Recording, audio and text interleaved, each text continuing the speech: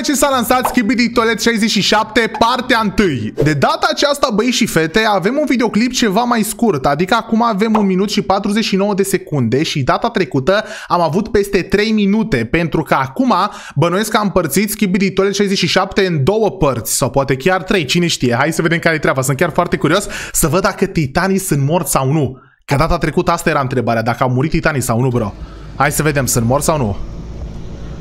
Mamă, bro! Mamă, aici e baza... A cui e baza? A lui cameraman sau a lui Skibidi Toilet? Mamă, aici e distrus totul. Mamă, cred că e baza Skibidi Toilet, vedeți? A, ba nu, voiam să zic că uitați-vă ce moarte sunt toaletele astea, dar uite și cameraman aici morți. Bro... Bro, face, mamă, e ciudat rău de tot. Mamă, uite-te la aia, dă-i, bro! Mamă, ce i-au omorât. Mamă, fraților, oare o să aflăm dacă titanii sunt morți sau nu? Mamă, ce e acolo, bro? Oh, shit. Ai grijă, bă, omule. Mort instant, bro. Ok. Mamă, dar ce s-au upgradat ăștia, mă, nu mai sunt camerameni care vin și trag apa, bro. Acum se trage cu arme, ești nebun. Mamă, bă, dar sunt foarte multe de-astea polițiste. Astro-poliție. Cine e ăsta? Bă, ăla e scheletele ăla. E scheletele... Că el dădea cu damage de la... Cred că e scheletele. Oh, ba nu. Mamă, bă, fraților.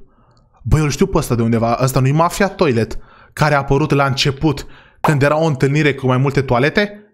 Lăsați că vedem după, că după avem și videoclipul de analiză. Cine vine? Let's go, baby! Opa, asta nu mai are mână! Asta nu mai are mână, băi și fete! Ăla vrea să-i taie mâna! Mamă, bro, ok! Oh my god! I-a furat mâna! I-a furat mâna! Bro, mamă, cât de șmecher e titanul ăsta! Nu, bro, moară! Omoară-l! Bă, de asta nu se lasă.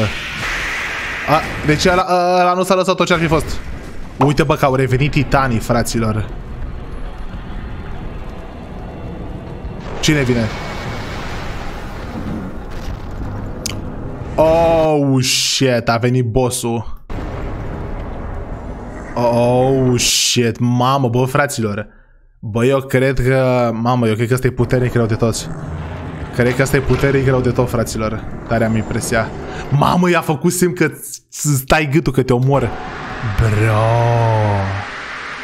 Ok, hai să vedem și analiza. Înainte să începem analiza, băieți și fete, vreau să vă spun că eu personal cred că Skibidi Scientist, adică omul ăla de știință, poate să-i bată pe amândoi titani, pentru că se consideră, fraților, că ăla e cel mai inteligent, nu că este inteligent, este omul de știință, nu știu ce, dar, bă, ați văzut că, gen, ăștia i-au omorât toate toaletele, pe toți i-au omorât și ăsta tot vrea să se bată cu ei, adică într-un fel el, prin inteligența lui de om de știință, cu tot ce a făcut, cu toate toaletele pe care le-a construit, nu știu ce, el crede că poate să-i bată, deci eu cred că s-ar putea să-i bată. Hai să vedem ce zice fata asta, face. Avem o analiză full pe video ca să vedem ce am ratat. At the beginning of the episode, we see a car with cameramen. An ordinary cameraman is driving. Ah, ok, bun, asta este o mașină, bun, mi-am dat seama, n-am văzut că conduce la acolo, dar mi-am dat seama. There is also a POV cameraman and a large cameraman on board. And in the building on the left, we notice some kind of computer. Hop, acolo un computer. But if anyone knows, write in the comments. Mamă, băi, și vede acolo un computer, nici măcar nu l-am văzut. We also see fire, the bodies of agents, and toilets everywhere.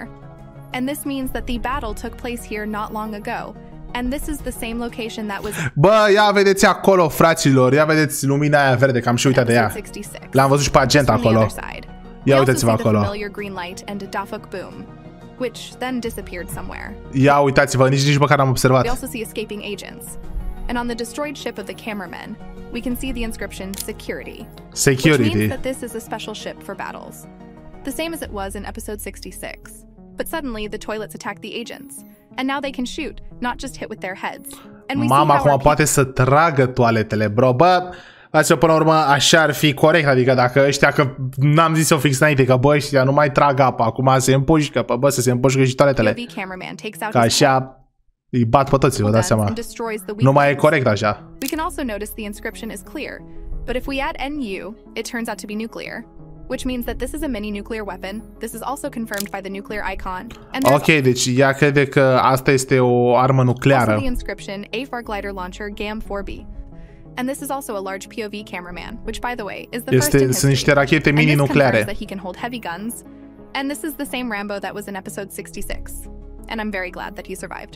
Anyway, after the destruction of the toilets, the cameramen continued on their way. But suddenly, a Skibidi policeman appeared and immediately killed the driver and also wounded the large cameraman. I also noticed that the policeman could have killed the POV cameraman since he had one more shell. But for strange reasons, he did not do this, just like in episode 65. But our cameraman decided to kill the policeman and treated him L-a omorât pe ăsta, ci că și omul de poliție putea să-l omoare pe el, că mai avea un glonț, însă din nu știu ce motiv nu a făcut-o. Juicy nuclear shell. But the policeman managed to escape. We also see that the large cameraman now has jetpacks. We also see strange doors. And if you look closely, there is a DNA symbol. Okay. Which means that this is a laboratory. Acolo e un laborator. Really when I tell you about it. Bă, fraților! Bă, dacă acolo e laboratorul TV Man, baza aia secretă de a fost data trecută. Și dacă ăla e. But we will talk about this towards the end of the video. For now, remember all the information that I'm going to tell you. A large cameraman noticed a policeman. Bro, eu cred că ăla e. Eu cred că ăla e. Hai să vedem, hai să vedem.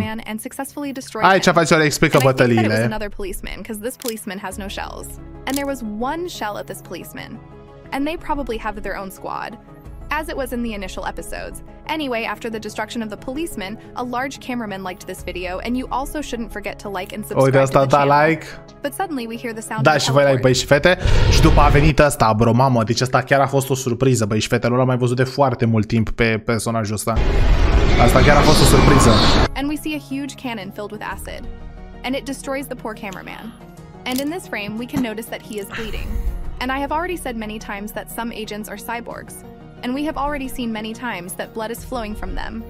Perhaps the remaining people wanted to help the agents, and the agents turned them into cyborgs. Ok, deci ea crede că majoritatea cameramanilor sunt cyborgs, adică jumătate om, jumătate robot. And this is not about că le curgea sânge. Theory, but also write what you think about it. Bă, da, pentru că la început, fraților, erau foarte mulți oameni în animațiile Skibidi. Uitați-vă și aici, asta cred că e episodul 2 sau 4 sau ceva de genul. Dar acum nu mai sunt. De ce nu mai sunt oameni? Pentru că toți s-au transformat în cyborgs ca să-i ajute. Then the POV cameraman tried to destroy this mutant, but unfortunately he failed. And we see that this is our old friend from A Nightmare on Elm Street, Freddy Krueger. Asta e Freddy Krueger? In fact, this is the Skibidi Mafia. Skibidi Mafia, ce-am zis? Got slapped and roasted by the Speaker Man in episode 28. But overall, he is fine.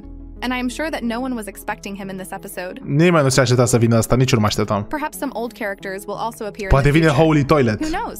Corect. And the Mafia has already tried to kill a POV cameraman. But someone started throwing toilets at him, and you can see from his face that he is surprised. And we already see how the Speakerman carries out stabbing procedures with a knife on his patient. Ia uitați-vă la ăla, îi băga cuțitul, vine și Titan cameramenul, vin toți. But how could they survive? But let's take it in order. Cum au supraviețuit? Cameraman is ready to fight again. Although he is not in his best shape, but he is ready. But some loser immediately attacked him. And this is the same mutant who was in episode 65. Only now does he have a protective mask. And a very interesting fact is that this mutant is wearing a mask. Which means that the Skibidi scientist already knows about the TV man, and the mutants thought that they would fight with the TV man. And this means that he will definitely appear in 2 or 3 parts of episode 67. And yes. Ok, deci că ăla are mască, pentru că la cameraman nu trebuie mască sau ceva de genul, băi, și vede, îți trebuie mască și de-astea doar la TV Man. Credeau că o să se bată cu TV Man-ul. Heard it right. I said part 3. For some reason, I think that the episode will be divided into 3 parts. Uite, ea zice că o să fie în 3 părți. Bă, nu știu, bă, și m-am gândit la asta, s-ar putea. Of course, I can't say 100% that this will happen, but everything is possible. Or part 2 will last 2 or 3 minutes. Anyway, cameraman showed his mongoose reaction, and he decided that he needed a new hand and borrowed it from the mutant and immediately tested it on him. But the Skibidi Mafia decided to stand up for his friend, as toilets usually do. He attacked from the back, managed to cut off the last camera of the Titan, and also added a little acid to the neck. But for strange reasons, the cameraman didn't feel the acid on his neck. Previously, even a drop of acid could destroy anything.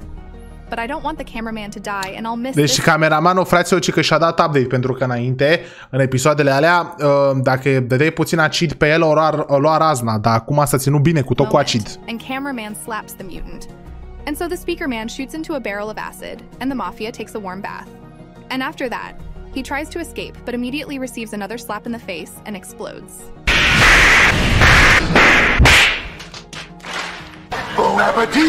I even felt sorry for him.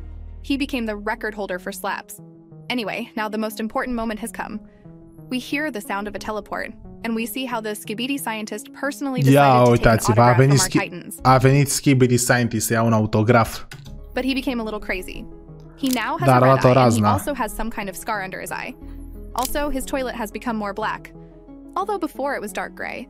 Perhaps he is doping, because he began to smile when he saw our Titans. But in general, he is different from the scientist who was in episode 65. And we can assume that this is a fake, just like Gmail toilet from episode 65. Oh, ea crede că e un fake? But not everything is so clear. I don't think that after Defuk showed us copies of Gmail toilet, he will immediately start making copies of all the toilets. I don't think so. And also, the copy should be as similar as possible to the original. But this scientist is different from the one we saw before. But I think that this is the original. And perhaps he fought with the Titans after episode 65, and they were able to leave him scars. And he is now very angry and has changed. Ok, deci ăsta faților are cicatrici, probabil are cicatrici că s-a bătut cu ăștia, cu titanii.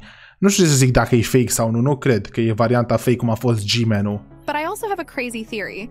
What if this scientist is one of the astro toilets? And in this body, I understand that this sounds very unbelievable, but think about it. The last time we saw astro toilets was in episode 60, and I'm sure that they should appear soon. Perhaps even in the second part of episode 68. Ea crede că Scientist Toilet este un astro toilet, adică astea faților de zboară, vedeți? Astro toilets astea care au fost văzute ultima dată în episodul 60 și sunt niște toalete care le controlează pe omul de știință, nu știu ce să zic. And if I'm right, I'll be shocked. Also, write what you think about it. Then we see a cameraman, which makes it clear to us that the scientist will now be punished. And this is where the episode ends. And now we will move on to the most important issues that interest you. And we will start with the laboratory. What's hidden there? And here's Ce ascuns în laborator? Băi, ok, că TV, man. A cool theory for you personally from me. I think that in this laboratory, there is the main trump card of the mutants.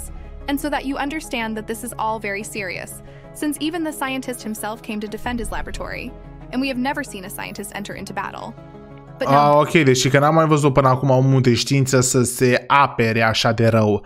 Deși că ăsta e ceva cu mutanți, băi, și fete de la Skibidi Toilet, adică este laboratorul lor. This is a game of life and death. Sau poate, băi, e ăla cu TV Man, că unde s-au teleportat toți ăia? And that means that there is something there that will turn the whole La war TV Man around. acolo. And I think that the main part of this laboratory is underground, just like it was in the film Resident Evil, where the Umbrella Company was also deep underground. And I think that the scientist created a very strong mutant or even a Titan who can defeat even the new Titan TV man. Or it is Ok, și crede că titanul ăsta, că Skibidi Scientist a creat un titan nou. very likely that there is an original Gmail toilet there, which has improved greatly or even become a Titan. Sau este G-Toilet, adevăratul.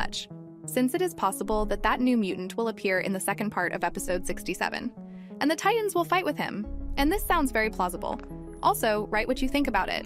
But we still have a few interesting questions. For example, how are the Titans able to survive after episode 65? Cum au supraviețuit ăștia de pe episodul 65? Da, bă, avem foarte multe întrebări. Cred că, fraților, o să ni se răspundă la aceste toate întrebări la finalul episodului 67 după toate cele 2 sau 3 părți. Now how it all happened. And whether to believe me or not is your decision. After the big explosion in episode 65, Skibidi scientists returned to finish off the Titans. But the Titans could still fight him, and it was they who left him this scar. Cameraman also transmitted a signal about serious damage to the cameraman laboratory. And cameraman engineers flew there and minimally repaired the Titans so that they could somehow continue to fight. Since they were also informed that the alliance is now deci asta zice aici, faceți o teorie care eu nu prea sunt de acord cu ea, că s-a bătut aia. Că eu, băi, și fete, eu cred că poza aia a fost fake, că ea n-au murit acum dacă stau să mă gândesc. Și cred că acolo în spate este laboratorul TV Man. a war on the base of mutants. And the last step remained to destroy all the mutants, and the Titans flew to the battlefield as quickly as possible. But what about the Titan TV man? I think that we will see him at the end of the second part of episode 67. Even if the scientist fights the Ea crede că o să-l vedem pe Titan TV Man la finalul următorului episod. Asta nu știu ce să zic. I don't think that he will defeat them. And I am sure that we will see a new strong mutant who, together with scientists, will defeat the Titans or even kill one of them. And at the end of the second part of episode 67, Titan TV Man will appear to save those who survived, and the mutants will run away again, and there will be no final battle. But friends, these are just theories. Ok, ea crede că nu aici o să se termine totul și nu o să fie o bătălie finală, lucru pe care le cred și eu. 100% aici nu o să se termine totul. Dar ea zice că o să se bată ăștia și când o să vină și Titan TV Man, o să fie ăștia prea speriați că sunt 3 titani și o să plece. Nu știu, mi se pare un final foarte nașpa, adică toată lumea se așteaptă să fie ceva acțiune și ăștia o să plece că să speriați că vine și ăla. Bă, nu știu ce să zic. Eu cred că o să intre în baza și cred că baza e baza aia TV Man de data trecută. Așa cred eu. Scrieți și voi la comentarii dacă am dreptate sau nu, adică dar de ce n-am dreptate? Ratez eu ceva? Anyway, but what about the Defuk boom? What was he doing here? It seems to me that in this episode he wants to show us something. At first he appeared in a very visible place, and then in a more secretive one. Ia uite, a apărut și acolo, bă, nu l-am văzut. And it seems to me that he really wants the agents to enter the strange laboratory, because there is something terrible there. Este ceva acolo în laborator. But for now I can't say more. Since I've already said a lot of crazy theories, this is already some kind of fairy tale. But if you were interested in listening to my nonsense, then write in the comments. Thank you, and the number 75. I'm wondering how many loyal fans I have who watch my videos to the end. Ok, bun, și aici s-a terminat videoclipul. Băieți și fete, vreau să scrieți toți la comentarii dacă vreți, gen, și să-mi ziceți de ce. Deci, bă, eu zic, eu sunt 100% convins că acolo este ăla de TV Man. Este laboratorul de TV Man. Scrieți la comentarii dacă credeți la fel și dacă nu, de ce nu? Adică, bă, eu cred că așa ar fi logic, nu știu. Scrieți și voi la comentarii.